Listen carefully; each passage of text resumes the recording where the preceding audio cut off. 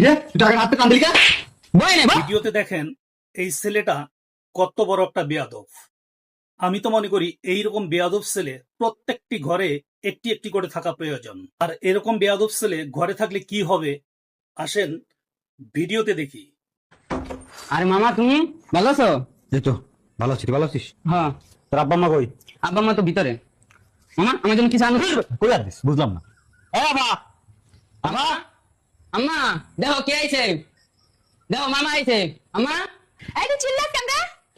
আরে ভাই তুই কখন আসলি? এই তো আসলাম মাত্র। শোনা পা, হ্যাঁ বল। আমার ইমার্জেন্সি 50,000 টাকা লাগবে, সেজন্য আসছি। তো তোর 50,000 টাকা লাগবে, তুই ফোন দিবি না? না আমি চিন্তা করলাম নিজেই যাই, টাকা পয়সার ব্যাপার তো। দুলা ভাই, ওই দুলা ভাই। সজি, এই উঠ। কি খবর? কেমন আছিস? আছি আলহামদুলিল্লাহ ভালো। কি মনে করে আসলাম, আমি তো বুঝি কেন আসছিস। বুঝলে তো ভালোই। লাগবো না?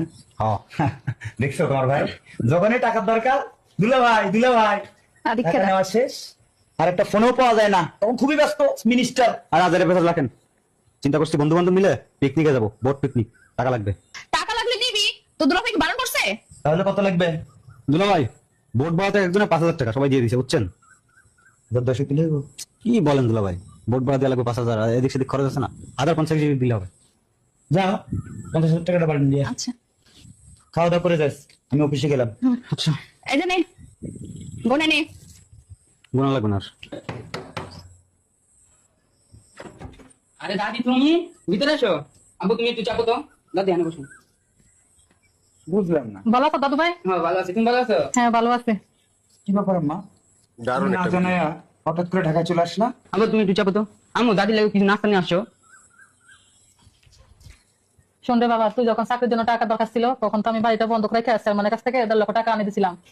এখন চেয়ারম্যানে আমার অনেক সাবজেক্ট টাকার জন্য, তুই যদি টাকাটা দিতি আমি বাড়িটা ছাড় নিতাম। বাবা রে, চেয়ারম্যান আমার 2 দিনের সময় দিচ্ছে, তুই যেভাবে হোক টাকাটা ব্যবস্থা করে দে আমারে। আমা, ব্যাপারটা হচ্ছে কি, 3-4 মাস থেকে বেতনটা আমার হ্যাঙ্কিং হয়ে আছে, পাচ্ছি না। হাতের অবস্থাও খুব একটা ভালো নাই, আমি সংসার চালাতে গিয়ে হিমশিম খাচ্ছি। কি করি, তুমিও আইলে এই সময় টাকাটার জন্য। মাকে বুঝাই বলো, মা কি তোমাকে জোর করতেছে? বুঝাই বললেই তো হয়। আমার তো এখন কোনো টাকা পয়সা নেই আমা, তুমি তাহলে গ্রামে চলে যাও। বুঝলাম না আব্বা, দাদি এত রাইতে বাসে করে কষ্ট করে আইছে, অমনি দাদি যাবো 2-3 দিন পরে যাও। আপা, আপা সব তো শেষ। কি হয়েছে? আম্মা হসপিটাল ভর্তি, মারে আমি হসপিটাল নিয়ে গেছি, মা অনেক অসুস্থ। তুই আমার আগে ফোন দিবি না? আরে কইস না, আম্মুরে হসপিটাল নিয়ে গেছি, ডাক্তারের কাছে গেছি, ডাক্তার বসে 1 লাখ টাকা লাগবে। তুই দাঁড়া দাঁড়া, আমি টাকা দিচ্ছি, তুই দাঁড়া। ভাই